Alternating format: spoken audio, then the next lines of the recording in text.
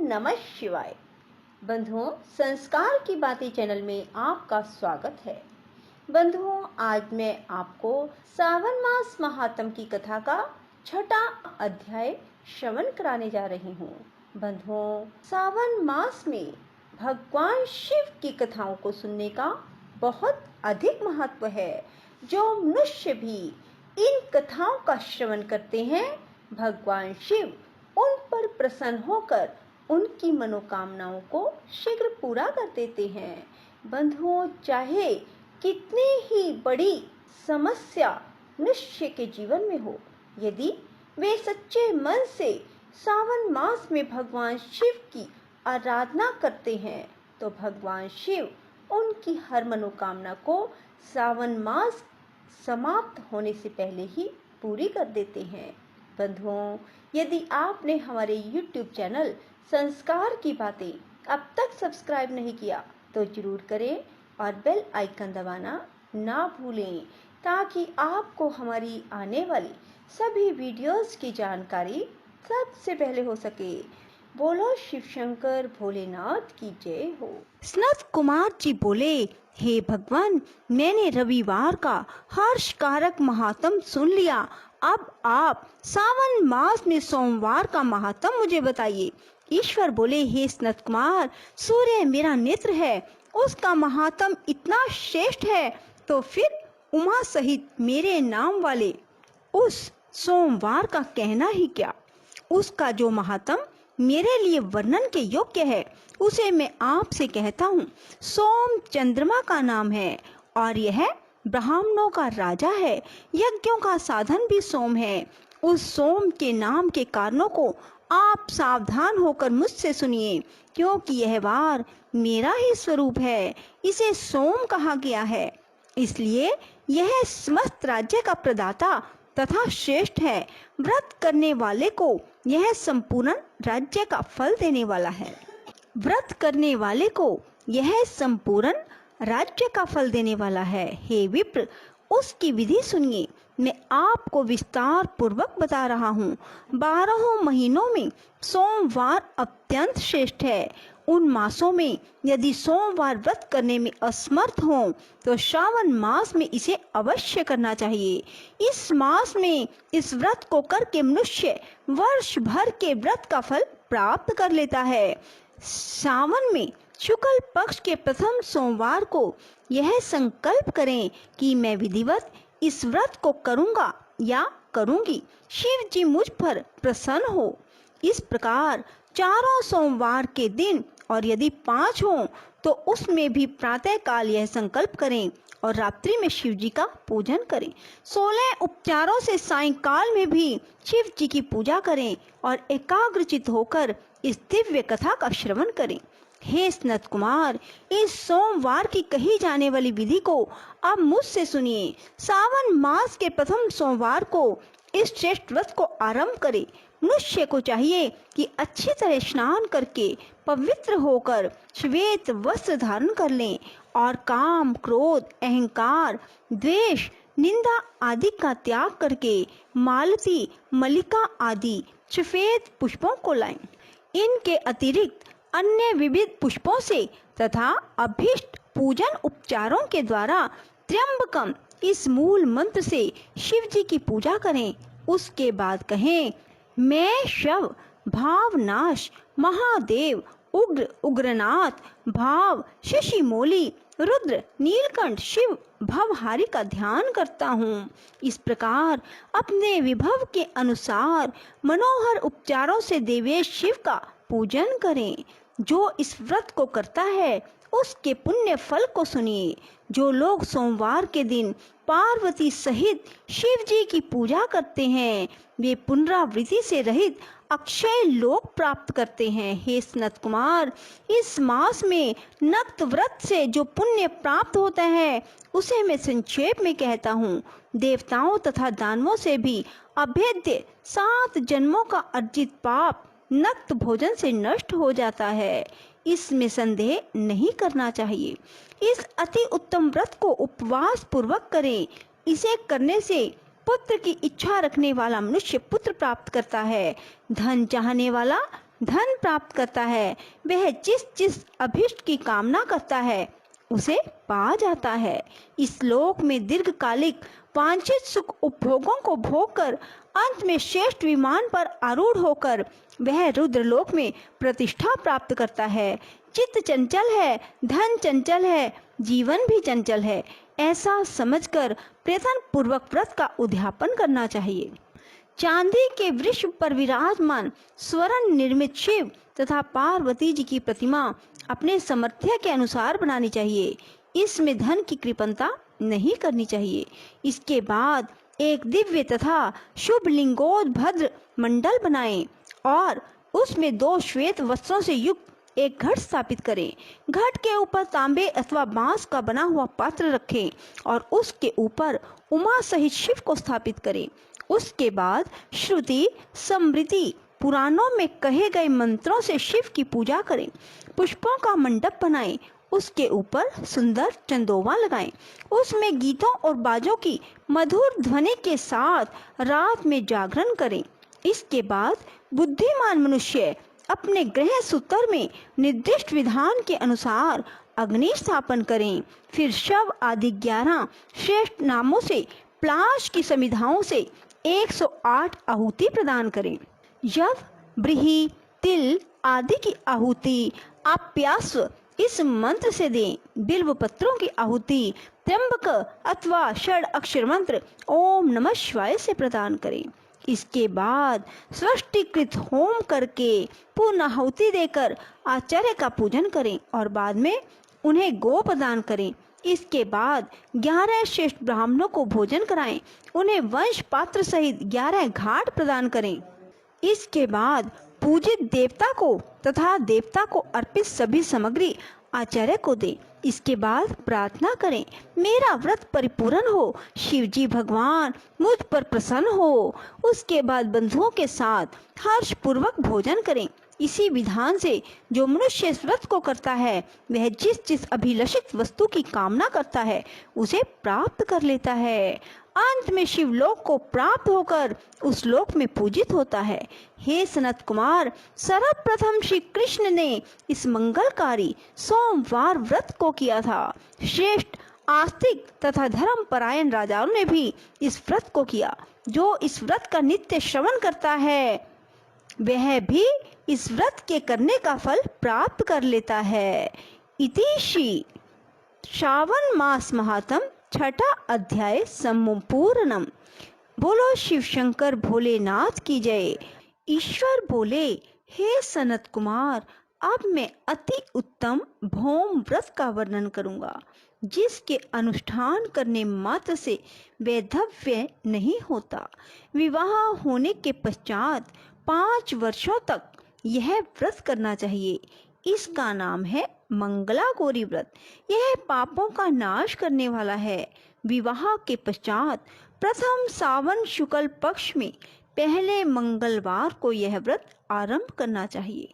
केले के खंभों से सुशोभित एक पुष्प मंडल बनाना चाहिए और उसे अनेक प्रकार के फलों तथा रेशमी वस्त्रों से सजाना चाहिए।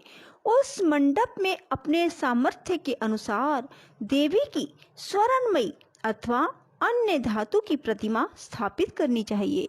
उस प्रतिमा को 16 उपचारों से, 16 दूर्वा दलों से, 16 चावलों से, 16 चने की दालों से मंगला गौरी नामक देवी की पूजा करनी चाहिए और 16 बत्तियों से 16 दीपक जलाने चाहिए। दही और भात का नैवेद्य भक्ति पूर्वक अर्पित करना चाहिए। देवी के पास ही पत्थर का सील तथा लोढ़ा स्थापित करना चाहिए। 5 वर्ष तक इस व्रत करने के पश्चात उद्यापन करना चाहिए। माता को बायना प्रदान करना चाहिए, जिसकी विधि आप सुनिए। अपने सामर्थ्य अनुसार एक पल प्रमाण स्वर्ण की अथवा उसके आधे प्रमाण की अथवा उसके भी आधे प्रमाण की मंगला गौरी की प्रतिमा निर्मित करानी चाहिए। अपनी शक्ति के अनुसार स्वर्ण आदि के बने टंडुल पूरित पात्र पर वस्त्र और रमणीय कंचू की ओढ़नी रखकर उन दोनों के ऊपर देवी की प्रतिमा स्थापित करनी चाहिए। पास में चांदी से निर्मित सिल और लोढ़ा रखकर माता को वाइन प्रदान करना चाहिए। इसके बाद 16 सुवासिनियों को प्रयत्न पूर्वक भोजन कराना चाहिए। हे विप्र, इस विधि से व्रत करने पर 7 जन्मों तक सौभाग्य बना रहता है। पुत्र पुत्र आदि के संपदा विद्यमान रहती है। सनत कुमार बोले, सर्वप्रथम इस व्रत को किसने किया था और किसको इसका फल प्राप्त हुआ? हे शंभो, जिस तरह से मुझे इसके प्रति निष्ठा हो जाए, कृपा करके वैसे ही बताइए। ईश्वर बोले, हे सनत कुमार, पूर्व काल में कुरु देश में श्रुतकीर्ति नामक एक विद्वान, कीर्तिशाली, शत्रुओं का नाश करने वाला, 14 कलाओं का ज्ञाता तथा धनुर्विद्या में कुशल राजा हुआ था। पुत्र के अतिरिक्त अन्य सभी शुभ चीजें उस राजा के पास थी। अतः वह राजा संतान के विषय में अत्यंत चिंतित हुआ और जब ध्यान पूर्वक देवी की आराधना करने लगा, तब उसकी तपस्या से देवी प्रसन्न हो गई और उससे यह वचन बोली, हे सुव्रत, वर मांगो। श्रुतकीर्ति बोला, हे देवी, यदि आप मुझ पर प्रसन्न हैं तो मुझे सुंदर पुत्र दीजिए। हे देवी, आपकी कृपा से अन्य किसी भी वस्तु का अभाव नहीं है। उसका यह वचन सुनकर पवित्र मुस्कान वाली देवी ने कहा, हे राजन, तुमने अत्यंत दुर्लभ वर मांगा है, फिर भी कृपावश मैं तुम्हें अवश्य दूंगी। किंतु हे राजेंद्र, सुनिए, यदि परम गुणी पुत्र चाहते हो तो वह केवल 16 वर्ष तक जीवित रहेगा, और यदि रूप विद्या से विहीन पुत्र चाहते हो तो दीर्घजीवी होगा। देवी का यह वचन सुनकर राजा चिंतित हो उठा और पुनः अपनी पत्नी से परामर्श करके उसने गुणवान, सभी गुण लक्षणों से संपन्न 16 पुत्र की आयु वाला पुत्र मांगा। तब देवी ने भक्ति संपन्न राजा से कहा, हे नृपनंदन, मेरे मंदिर के द्वार पर आम का वृक्ष है, उसका एक फल लाकर मेरी आज्ञा से अपनी भार्या को उसे भक्षण करने हेतु प्रदान करो, जिससे वह शीघ्र ही गर्भ धारण करेगी, इसमें संदेह नहीं है। प्रसन्न होकर राजा ने वैसा ही किया और उसकी पत्नी ने गर्भ धारण कर लिया। 10वें महीने में उसने देवतुल्य सुंदर पुत्र को जन्म दिया। तब हर्ष और शोक से युक्त राजा ने बालक का जात कर्म आदि संस्कार किया और शिव का स्मरण करते हुए उसका नाम चिरायु रखा। उसके बाद पुत्र के 16 वर्ष के होने पर पत्नी सहित राजा चिंता में पड़ गए और विचार करने लगे कि यह पुत्र बड़े कष्ट से प्राप्त हुआ है और मैं इसकी दुखद मृत्यु अपने ही सामने कैसे देख सकूंगा। ऐसा विचार करके राजा ने पुत्र को अपने मामा के साथ काशी भेज दिया। प्रस्थान के समय राजा की पत्नी ने अपने भाई से कहा कि कार्पटिक का वेश धारण करके आप मेरे पुत्र को काशी ले जाइए। मैंने भगवान मृत्युंजय से पूर्व में पुत्र के लिए प्रार्थना की थी और कहा था कि हे विश्वेश, आप जगतपति की यात्रा के लिए मैं उस पुत्र को अवश्य भेजूंगी। आप मेरे पुत्र को आज ही ले जाइए और सावधानी पूर्वक इसकी रक्षा कीजिए। अपनी बहन की यह बात सुनकर भांजे के साथ वह चल पड़ा। कई दिनों तक चलते चलते वह आनंद नामक नगर में पहुंचा। वहां सभी प्रकार की समृद्धियों से संपन्न वीरसेन नाम वाला राजा रहता था। उस राजा की एक सर्वलक्षण संपन्न युवा अवस्था प्राप्त मनोहर रूप लावण्यमयी मंगला गौरी नामक कन्या थी। सभी उपमानों को तुच्छ करके सौंदर्य अभिवृद्धि को प्राप्त वह कन्या किसी समय सखियों के साथ नगर के उपवन में क्रीड़ा करने के लिए गई हुई थी। उसी समय वह चिरायु तथा उसका मामा वे दोनों ही वहां पहुंच गए और उन कन्याओं को देखने की लालसा से वहीं विश्राम करने लगे। इसी बीच विनोद पूर्वक क्रीड़ा करती हुई उन कन्याओं में से किसी एक ने कुपित होकर राजकुमारी को रांडा यह कुवचन कह दिया। तब उस अशुभ वचन को सुनकर राजकुमारी ने कहा, तुम अनुचित बात क्यों बोल रही हो? मेरे कुल में तो इस प्रकार की कोई नहीं है। मंगला गौरी की कृपा से, उनके व्रत के प्रभाव से विवाह के समय जिसके सर पर मेरे हाथ से अक्षत पड़ेंगे, हे सखी, वह यदि अल्प आयु वाला होगा तो भी चिरंजीव हो जाएगा। इसके बाद वह सभी कन्याएं अपने अपने घर चली गई। उसी दिन राजकुमारी का विवाह था। बहालीक देश के दृढ़धर्मा नामक राजा के सुकेतु नाम वाले पुत्र के साथ उसका विवाह निश्चित किया गया था। वह सुकेतु विद्याहीन, कुरूप तथा बहरा था। तब सुकेतु के साथ आए हुए उन लोगों ने विचार किया कि इस समय कोई दूसरा श्रेष्ठ वर ले आना चाहिए। विवाह संपन्न हो जाने के बाद वहां सुकेतु पहुंच जाए। उन लोगों ने चिरायु के मामा के पास जाकर याचना की कि आप इस बालक को हमें दे दीजिए, जिससे हमारा कार्य सिद्ध हो जाए। इस पृथ्वी पर परोपकार के समान दूसरा कोई धर्म नहीं है। उनकी यह बात सुनकर चिरायु का मामा मन ही मन बहुत प्रसन्न हुआ, क्योंकि उसने उपवन में पहले ही कन्या मंगला गौरी की बात सुन ली थी। फिर भी उसने एक बार कहा कि आप लोग इसे किस लिए मांग रहे हैं? कार्य की सिद्धि हेतु वस्त्र, अलंकार आदि मांगे जाते हैं, वर तो कहीं भी नहीं मांगा जाता। तथापि आप लोगों का सम्मान रखने के लिए मैं इसे भेज रहा हूँ। इसके बाद चिरायु को वहां ले जाकर उन लोगों ने विवाह संपन्न कराया। शपथ पदी आदि के हो जाने पर रात्रि में शिव पार्वती की प्रतिमा के समक्ष उस चिरायु ने हर्षयुक्त होकर मंगला गौरी के साथ शयन किया। उसी दिन चिरायु के 16 वर्ष पूर्ण हो चुके थे और अर्धरात्रि में साक्षात काल सर्प रूप में वहां आया। इसी बीच संयोगवश राजकुमारी जाग गई। उसने उस महासर्प को वहां देखा और भय से व्याकुल होकर कांपने लगी। तभी उस कन्या ने धैर्य धारण 16 उपचारों से सर्प की पूजा की और पीने के लिए उसे दूध दिया।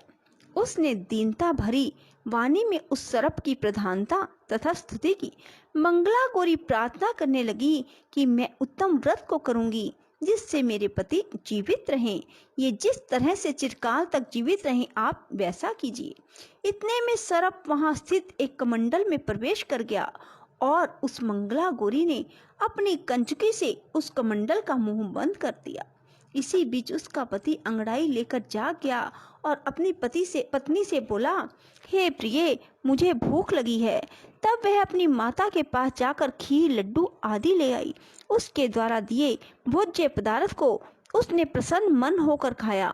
भोजन के बाद हाथ धोते समय उसके हाथ से अंगूठी गिर पड़ी। तांबूल खाकर वह पुनः सो गया।